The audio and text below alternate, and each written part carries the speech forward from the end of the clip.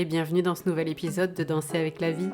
Je m'appelle Ticia, je suis coach de vie et j'accompagne les personnes dans leur développement personnel et la gestion de leurs émotions. Dans le dernier épisode, nous avons parlé de la fin d'année et de cette fameuse pression des objectifs. Vous vous souvenez ? On a appris à célébrer nos réussites, à lâcher prise sur la perfection et à poser des intentions alignées pour l'année à venir. Mais si cet épisode vous a aidé à clôturer l'année en douceur, il reste une question importante. Que faire de ces échecs ? Et justement, aujourd'hui, on va plonger dans un sujet à la fois sensible et puissant, l'échec. Oui, ce mot qui fait un peu peur, mais qui peut devenir votre meilleur allié si vous savez le comprendre et l'apprivoiser. Parce que, avouons-le, l'échec ce n'est pas toujours fun. On se sent parfois bloqué, incapable de rebondir. Mais si je vous disais que vos échecs peuvent être vos plus grands enseignements, que chaque obstacle peut vous pousser à devenir plus fort et plus confiant. Intriguant, non ? Dans cet épisode, nous allons explorer pourquoi l'échec est si difficile à accepter et comment il peut, pourtant, devenir une véritable force. Nous continuerons avec les étapes pour analyser vos expériences et en tirer des leçons utiles. Et pour terminer, je vous donnerai des outils concrets pour relever et avancer avec plus de résilience et de confiance. Mon objectif d'aujourd'hui, c'est de vous accompagner pour regarder vos échecs sous un nouvel angle. On va apprendre à les accueillir avec bienveillance, à retrouver confiance en nous et à transformer ces moments de doute en de véritables opportunités pour avancer. Donc, prêt à voir vos échecs autrement ? Alors, c'est parti pour ce nouvel épisode de Danser avec la vie. Pourquoi l'échec nous affecte autant ? L'échec, ce mot qui nous fait frémir. Pourquoi a-t-il un tel pouvoir sur nous ? Pourquoi nous affecte-t-il autant ? Eh bien, plusieurs raisons expliquent cette relation compliquée que nous avons avec lui. D'abord, il y a la peur du jugement des autres. Soyons honnêtes, qui n'a jamais redouté cette petite voix qui dit « Tu vois, je te l'avais bien dit !» Ou ce regard de travers qui semble nous crier « Tu as échoué !»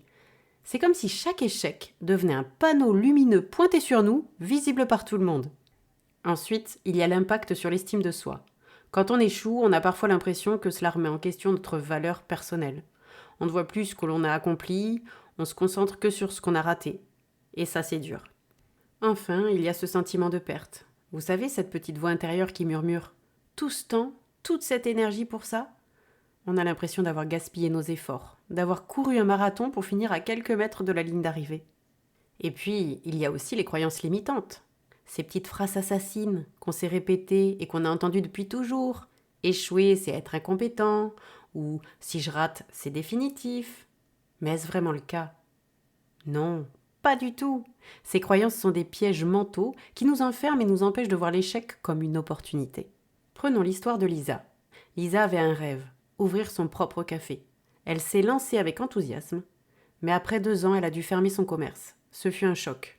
Elle s'est sentie perdue, avec cette impression d'avoir échoué. Mais avec du recul, elle a réalisé que cette expérience lui avait permis de découvrir ses véritables forces et de mieux comprendre ce qu'elle voulait vraiment. Elle a ensuite lancé une activité qui correspondait davantage à ses valeurs personnelles et aujourd'hui, elle est plus épanouie que jamais. La moralité, c'est que l'échec, aussi douloureux soit-il sur le moment, peut devenir une porte ouverte vers quelque chose de plus grand, de plus aligné avec qui vous êtes. Mais pour cela, il faut d'abord comprendre pourquoi il nous affecte tant et surtout, décider de le regarder autrement. Et maintenant, si on voyait ensemble comment transformer ces expériences en force, vous allez voir, c'est là que la magie opère. Accepter et analyser l'échec. Pourquoi accepter l'échec est crucial ?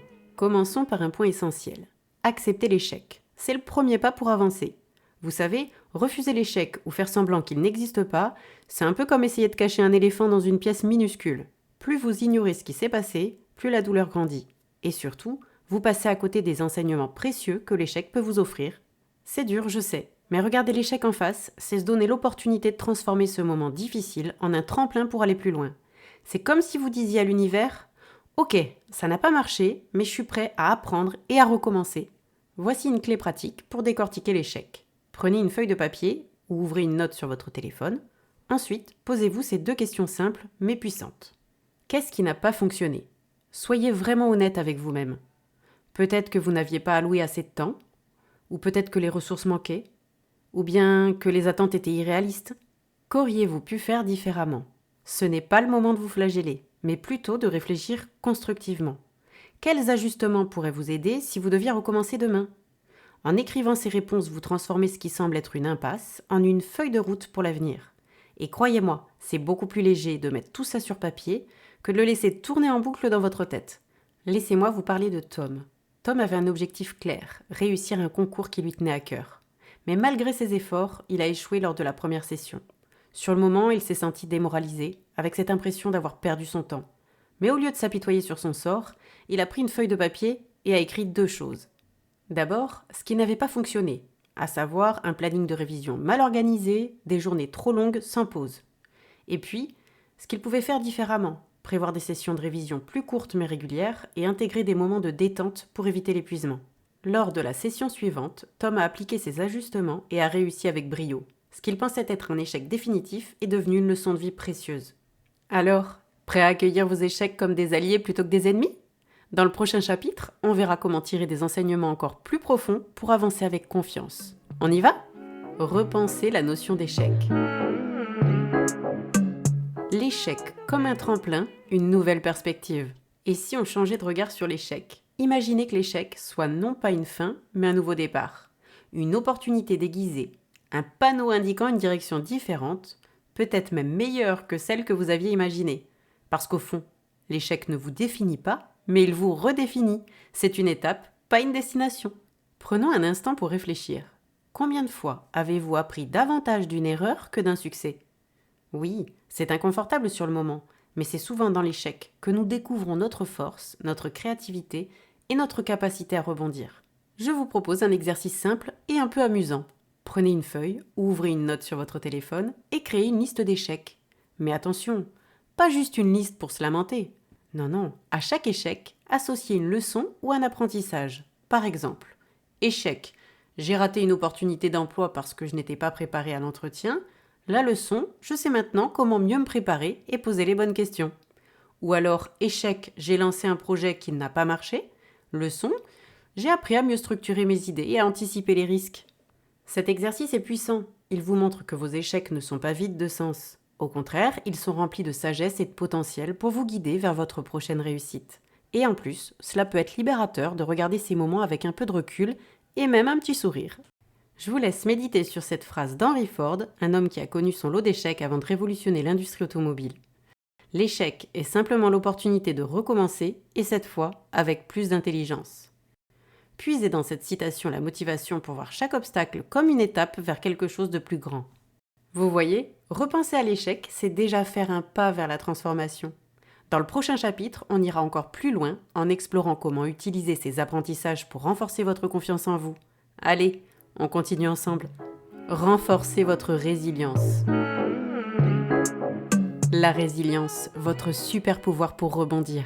La résilience, c'est cette capacité incroyable que nous avons de nous relever après une chute, de reconstruire, de réinventer.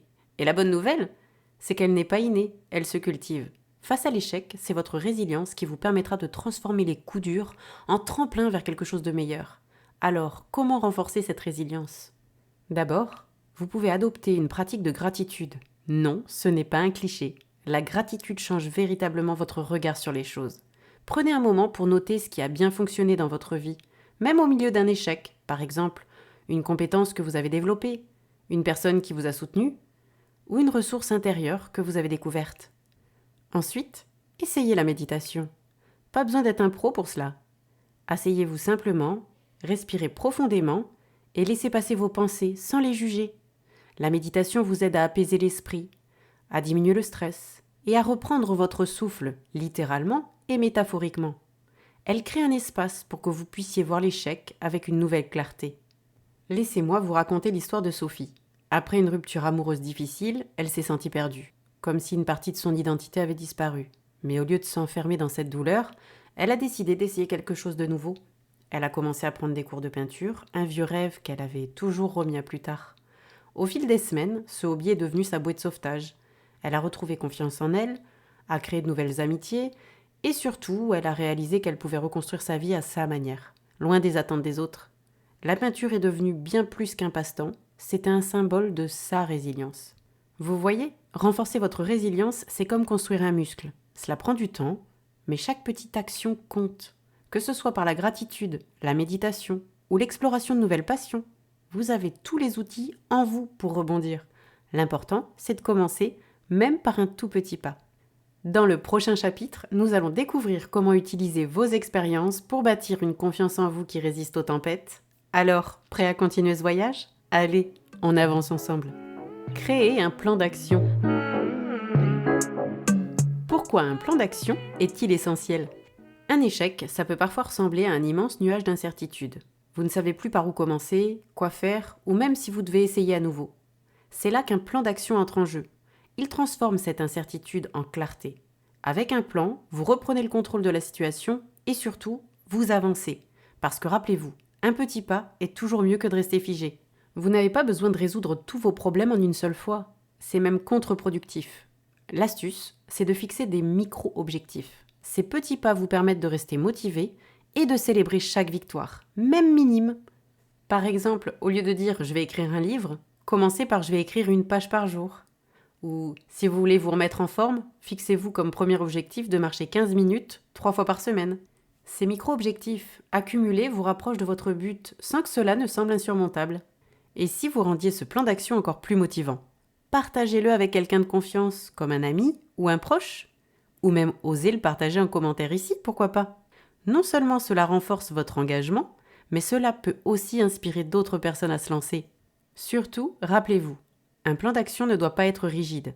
Voyez-le comme une boussole, il vous indique une direction tout en vous laissant la liberté de faire des ajustements en chemin, et chaque micro-objectif atteint devient une source de motivation pour continuer. Et voilà, nous arrivons à la fin de cet épisode. Aujourd'hui, nous avons exploré un sujet à la fois délicat et puissant, l'échec. Ensemble, nous avons découvert qu'il n'est pas une fin en soi, mais un tremplin vers de nouvelles opportunités. Récapitulons les 4 étapes clés pour transformer vos échecs en force. Accepter et analyser l'échec, c'est reconnaître ce qui n'a pas fonctionné sans jugement et tirer des enseignements précieux. Repenser l'échec comme une opportunité, c'est changer votre regard sur ces moments pour les voir comme des leçons, pas des défaites. Renforcer sa résilience, pratiquer la gratitude, se recentrer sur soi et utiliser chaque défi pour devenir plus fort. Et créer un plan d'action. Passer de l'immobilisme à l'action avec des micro-objectifs et une vision claire. Ces étapes sont des outils puissants pour avancer, et peu importe la nature de vos échecs. Et vous, quel échec avez-vous transformé en opportunité ?